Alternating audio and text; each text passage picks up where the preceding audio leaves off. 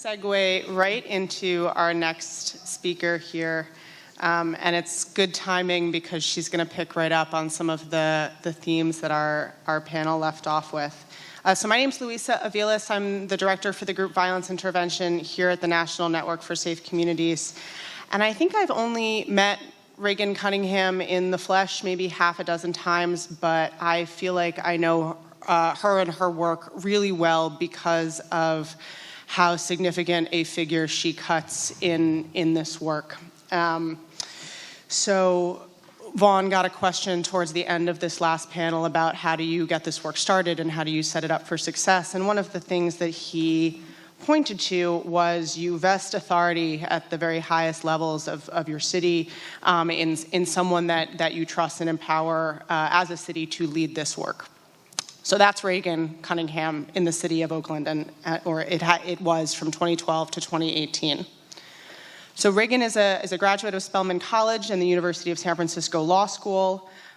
She has been a public safety legislative analyst to Oakland City Council. She's been a complaint investigator to the Citizens Police Review Board in Oakland, and she's been public safety director to the mayor of Oakland. But really, she's here today, and she's going to be talking with us because of the work she did from 2012 to 2018 as the director of the Oakland ceasefire strategy, about which we've already heard a lot this morning. During that time, as you know, Oakland experienced significant reductions in gun homicides and shootings. A recent independent evaluation out of Northeastern found something like a 31.5% reduction in gun homicides and a well over 40% reduction in non-fatal gang shootings that could be directly attributed to ceasefire. She and her team have received numerous awards for this work, including a resolution from the Honorable Rob Bonta of the California State Assembly, and she is now a senior partner at the California Partnership for Safe Communities. So we are really, really happy to have Reygan Cunningham here to share with us the Oakland story. Please make her welcome.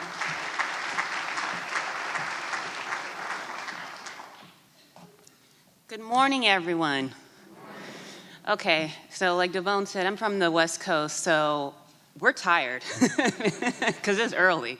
So I don't know if you guys just want to have an opportunity to stand up just for a second. You've been sitting for a long time and just stretch.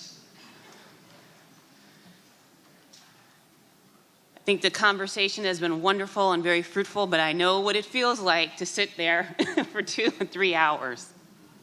And for some of us, like I said, it's 8 o'clock in the morning.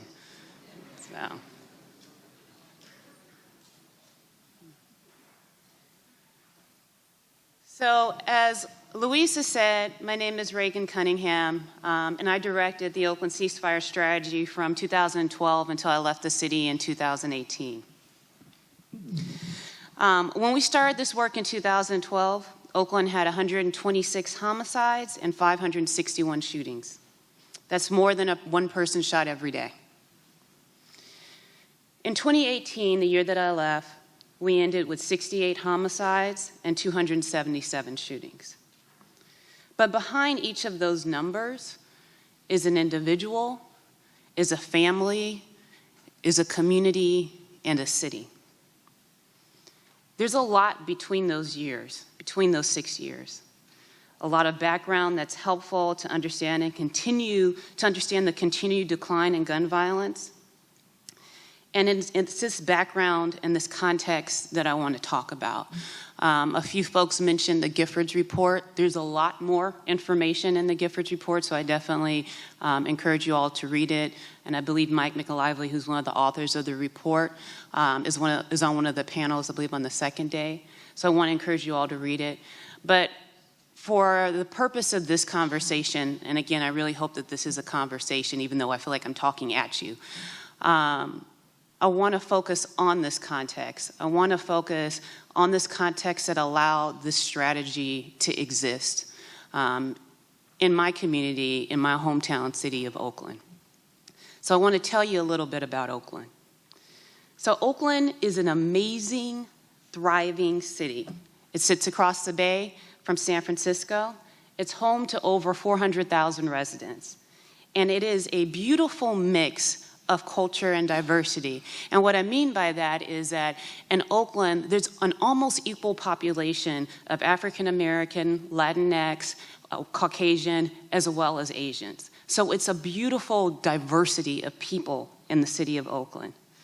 And this beautiful diversity helped birth a culture of activism, which really ended up helping us significantly when I think about this strategy of art, music, culture, and dance.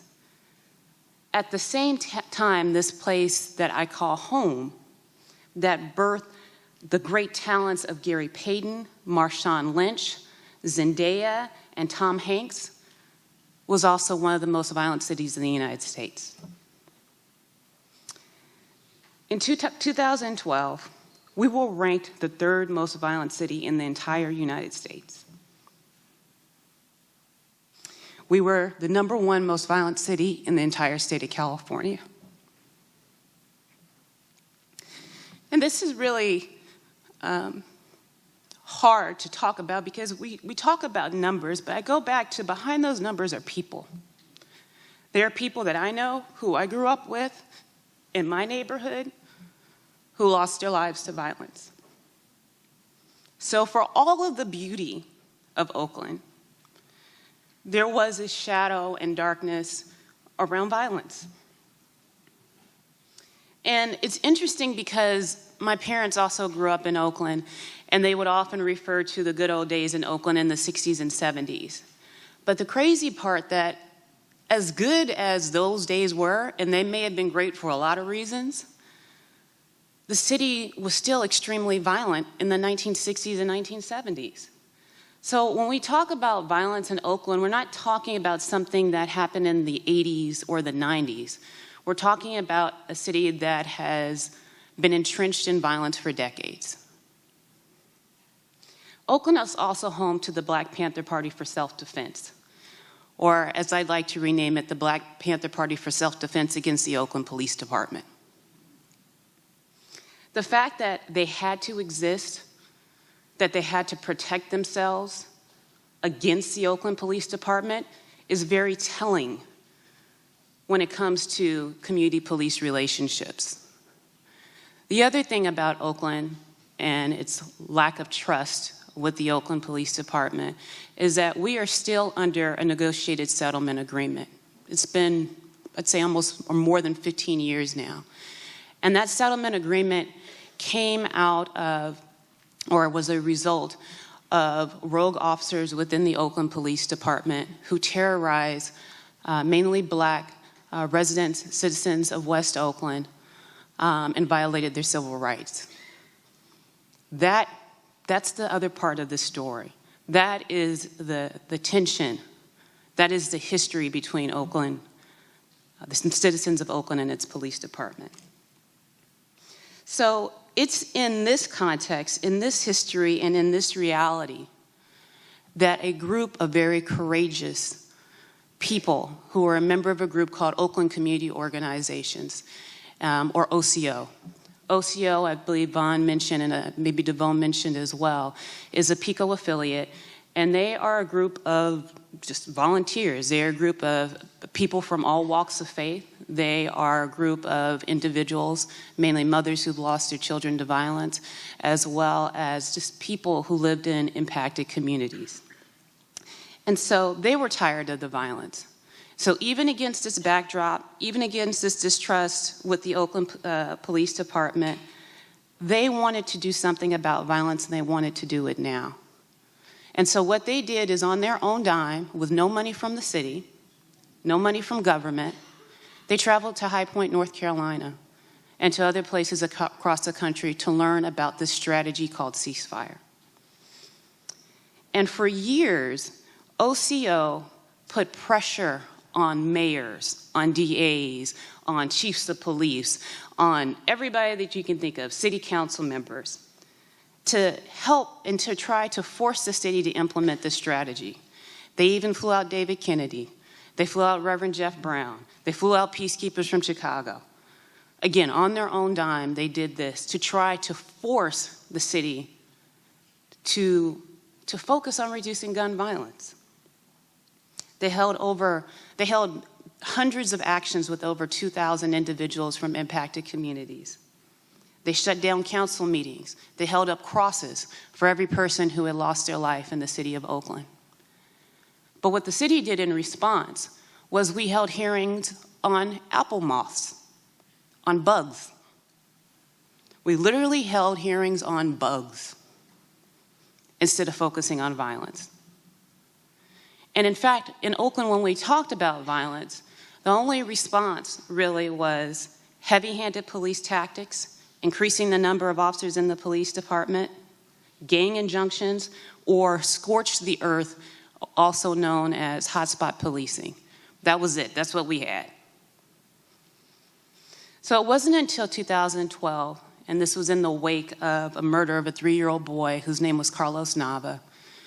Carlos was being pushed by his mother in a stroller on one of the main thoroughfares in Oakland called East 14th Street, when he was caught up in a crossfire and killed in the stroller. It wasn't until that murder that city officials began to listen to OCO. Part of it, frankly, was out of desperation because nothing had worked in Oakland, at least not on a meaningful scale. And so they decided, and I say they, it was really Mayor Jean Quan, who was my former boss, our former city administrator named Deanna Santana, and our former chief of police named Howard Jordan, who made the decision to implement this strategy and to, like I said, finally listen to OCO after years, at least 7 years of OCO putting pressure on the city. This decision was critical for a lot of reasons. It was critical at that point and even later years because it was the community that actually brought this strategy to Oakland. It wasn't any particular elected official. It was the community. We talked about in this panel a little bit earlier about grassroots community. It was the community that brought this strategy to Oakland, and it was the community that kept it there. It was the voice and strength of a community, which was where the power really does lie. And they're the ones that made this important to elected officials and the decision makers in Oakland. And they are the ones that will sustain this strategy and the focus of the work. And I just suggest to all cities that whatever violence intervention you all decide to embark on, whether it be advanced peace, whether it be ceasefire, whether it be hospital-based intervention, or all of the above, is that to not enter into that space without the support and engagement, and real engagement of the community, because it won't work.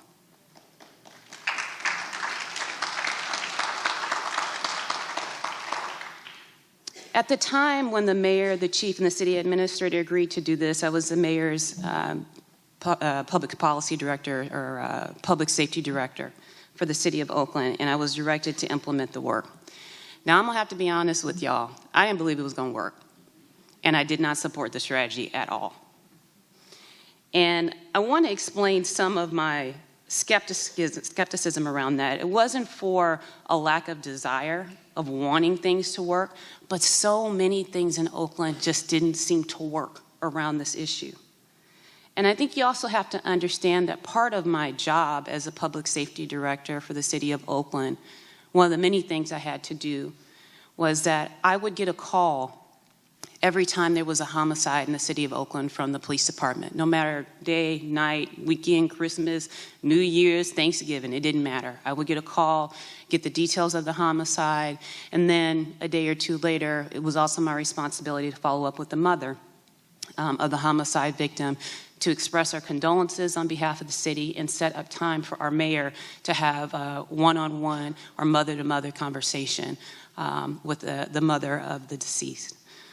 And so because I had to do that, and again, I talk about the numbers, right? So this is like an almost everyday thing. Because I had to do that so often, and also in the position that I was in at the time, I was fully aware of all of the things that the city called itself doing to reduce violence, right? I was aware of the law enforcement operations when the feds were coming in and doing all of that. I was also aware of the intervention work that was happening at the time. And so my skepticism was that for all of these wonderful efforts, for all of these well-intended efforts, the phone never stopped ringing. The calls had to continue to be made. And so that's why I was skeptical of whether the strategy would actually work. So it's with this skepticism that the city of Oakland contracted with the California Partnership for Safe Communities, which is where I actually work now, and Vaughn, my colleague, was on the panel earlier. And we contracted with them because we wanted to make sure that we did it right. Because we had tried, like I said, so many things and nothing seemed to work in Oakland.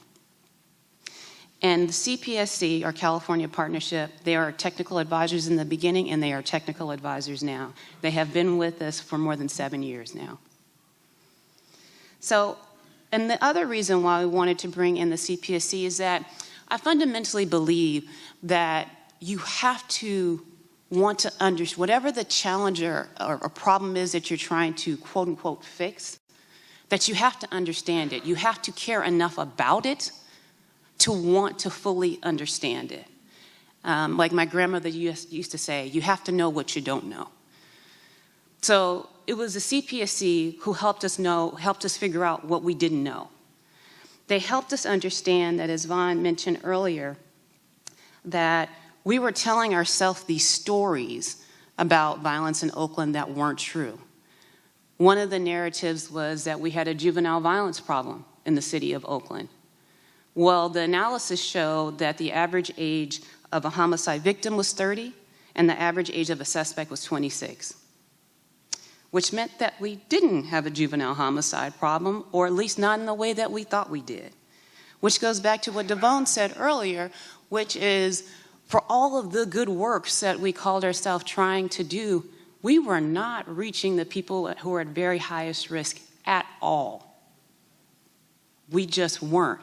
All of the public systems, all of the investment of our public systems to reduce violence were focused on the wrong population. And in Oakland, because we have a parcel tax that helps to fund some of the violence intervention work and helps actually, frankly, to fund part of the police department, we had wasted millions of dollars on the wrong people.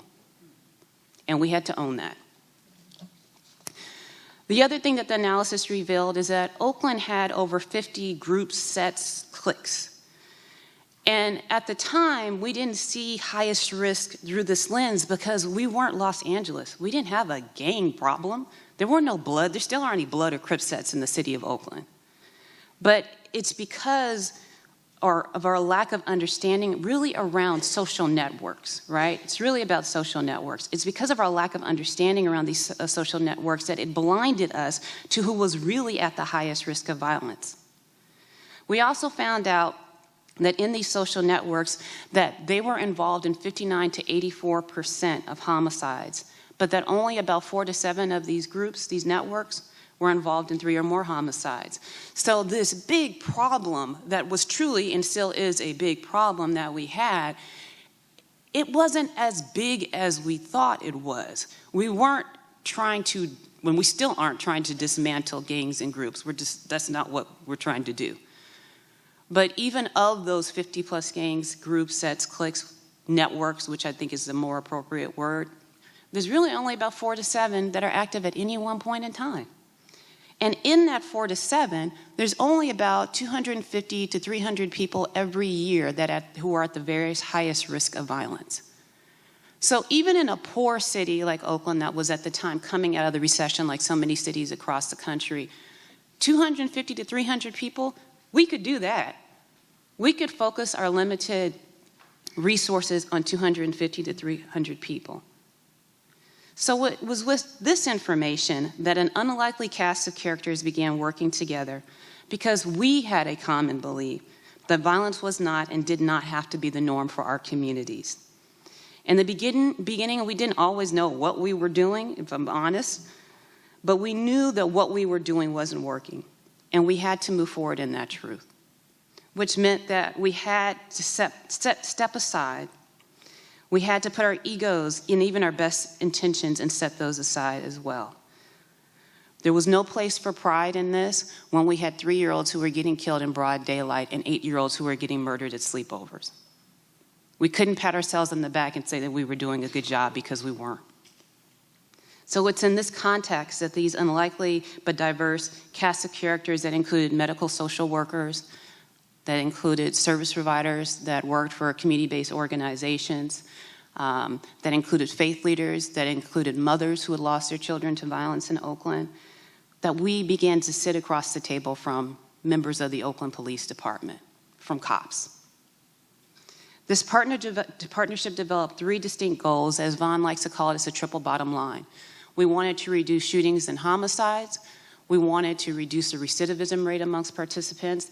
And lastly, we wanted to build relationships between community and police. And I emphasize build because, as far as I know, there hasn't been positive relationships between communities that have been most impacted by violence and law enforcement, and certainly that had not been true in Oakland.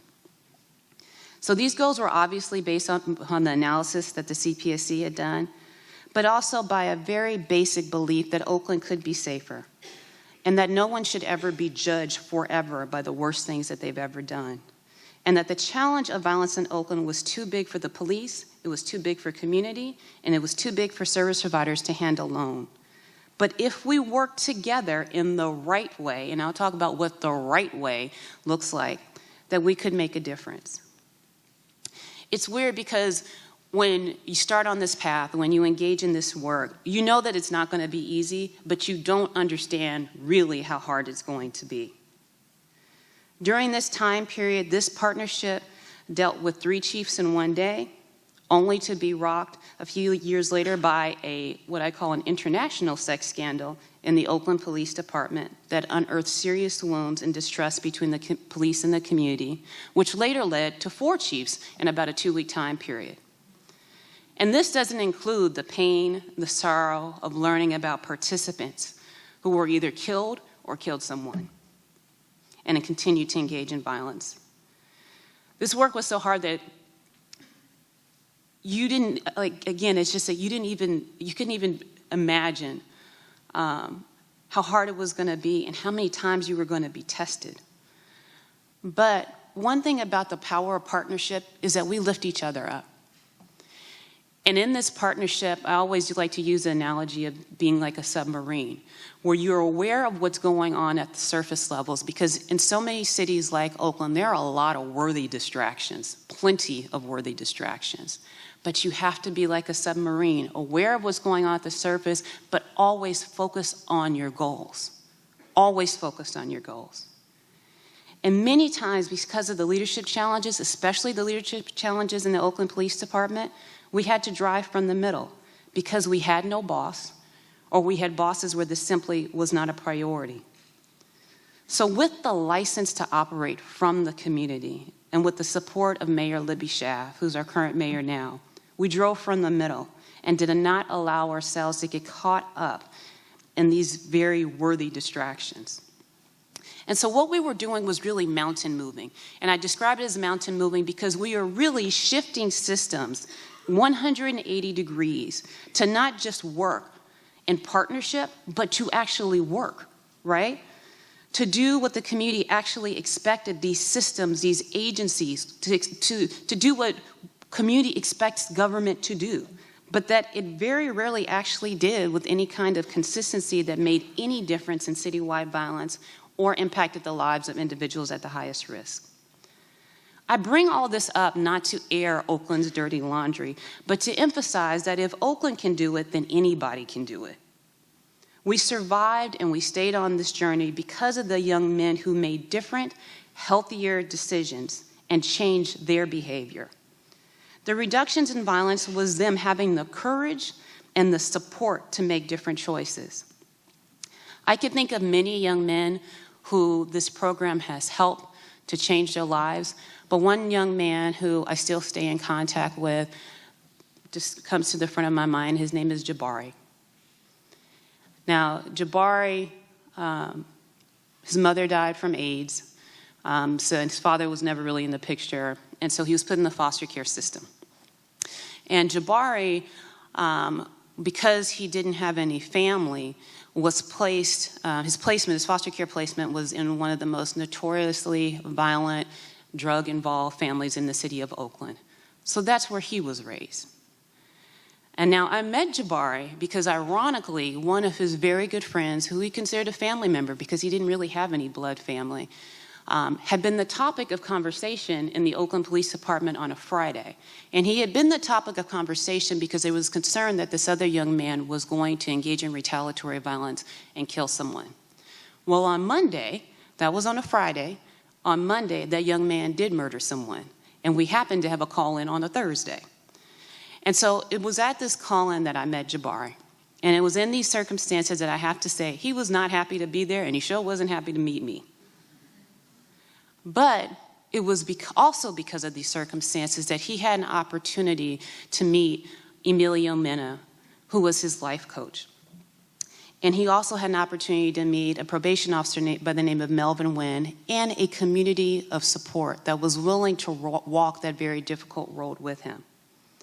This young man is now gainfully employed. He's able to support his family, and he has had no contact with the criminal justice system in over 4 years.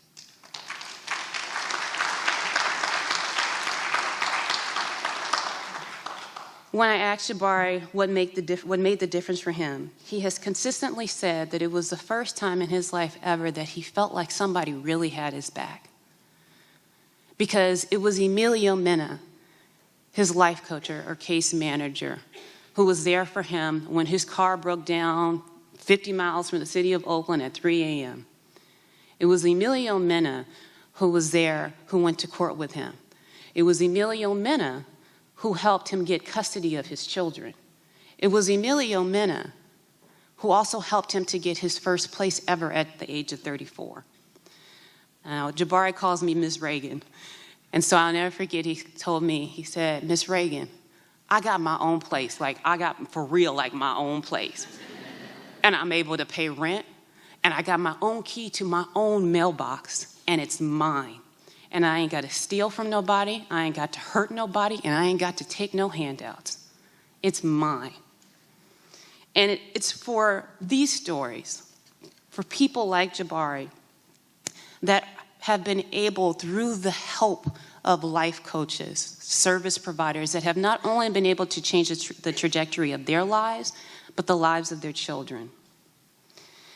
And so I want to thank and I want to appreciate young men like Jabari, not just in the city of Oakland, but in so many cities across the United States, who've had the courage and have been supported to make positive change. Because so many times these young men get attention for the negative things they do, but they very rarely get props for the positive things that they do and for the changes they've been able to make to their lives and the lives of their children. And it's for young men like Jabari that we do this very hard work. Like so many men, young men in Oakland, and really frankly in any American city, this way of understanding violence that David referred to this morning, this way of working with very highest risk individuals, which is very, to the last panel's point, not in the traditional kind of service brokering way, is really a chance. It's not a second chance. It's really their first chance. It's their first opportunity to make different decisions. And I say that because so many times the systems that government has set up to help them, whether it be educational, criminal justice, social service systems, they were not there when these men needed those systems the most. And so many times, because those systems weren't there or were there in the most inappropriate ways and ineffective ways, that has many times pushed these young men into these seemingly hopeless situations. And so for many young men, whatever the model that you choose to use, what we're doing is creating opportunities, first chances to change their behavior. So Jabari is not the exception. In fact, I like to believe that he is the rule. And it's this belief that brought this partnership together and helped stay together through very difficult times. So when we talk about the Oakland Story, we're talking about young men like him who chose to make better decisions, and that through the support, a space was created for those decisions to manifest and to change lives. This is also a story of faith, and not just having faith in young men like Jabari, but that people from different walks of life with different ideologies, community and police, could work together towards a common goal, where all of us, including the young men who chose to participate, had to step into an unknown without truly knowing what was on the other side, trusting in people representing a system that had failed them and their families for generations. Community members had to trust police officers who they had only had negative experiences with. Police officers had to trust that the communities that they were trained to fear might actually have the solutions to reducing serious violence. Service providers had to believe that working differently with very highest risk individuals was actually going to work.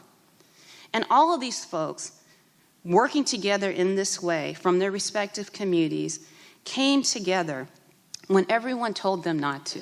When everyone told them, don't work with the police, don't work with the community because you can't trust them. Or that these people weren't worth saving. So it's also a story of these folks having the faith and the courage to work together.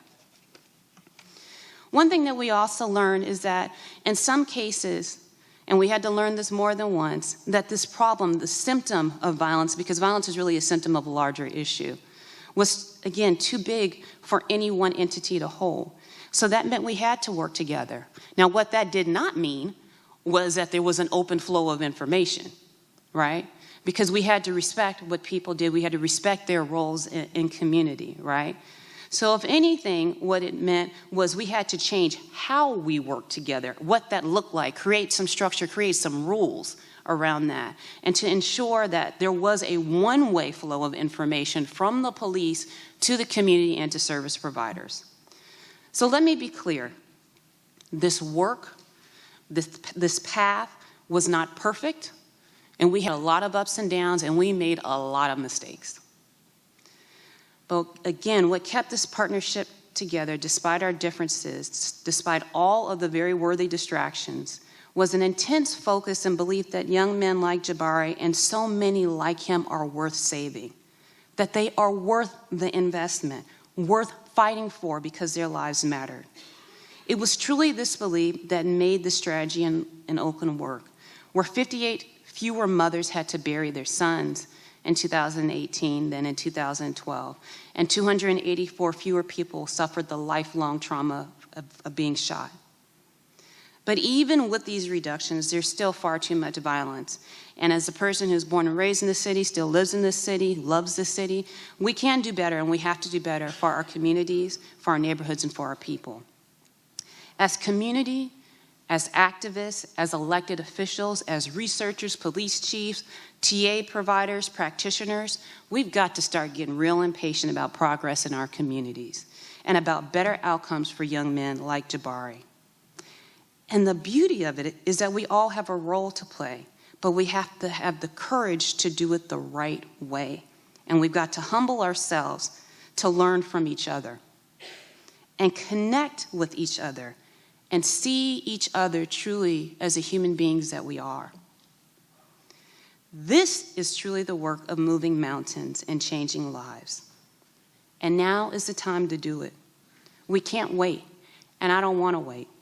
I don't want to wait 10 more years for Oakland or any other city like Oakland to realize that Jabari's life matters.